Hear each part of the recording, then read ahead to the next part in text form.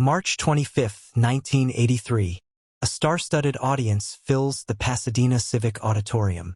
The Motown 25 special is in full swing, a tribute to the legendary label that launched the careers of countless artists.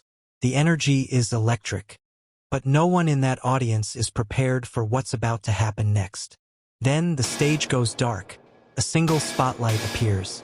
A lone figure, dressed in a black sequin jacket, black fedora, and a sparkling glove, steps into view.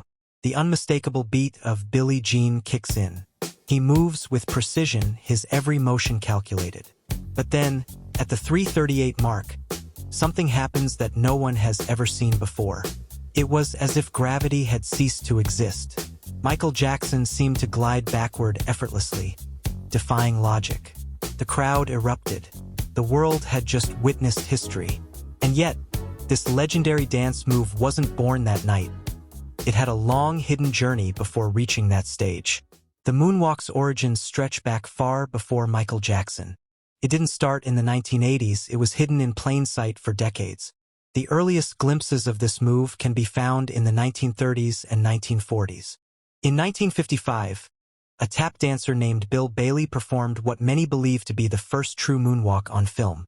He called it the backslide. Unlike Jackson's version, it was part of a tap routine, but the mechanics were eerily similar. Then came the godfather of soul, James Brown. Throughout the 1960s and 70s, he developed rapid footwork and gliding motions that heavily influenced future dancers. But the real breakthrough came in the world of street dance. By the late 1970s, breakdancing and popping were exploding in urban dance culture. One of its pioneers was Jeffrey Daniel, a dancer and singer who mastered a move called the backslide, the very move that would become the moonwalk. Jeffrey Daniel wasn't just a musician, he was a dancer obsessed with movement. In 1982, he performed the backslide on national television during a Soul Train performance. The move caught the attention of someone who would soon change the world. Michael Jackson was always searching for something new, something revolutionary. When he saw Jeffrey Daniel perform, he was mesmerized. He needed to learn that move.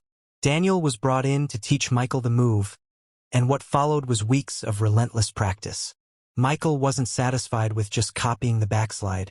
He wanted to refine it, perfect it, make it his own. Then came the ultimate test, Motown 25. Michael was about to introduce his version of the moonwalk to the world.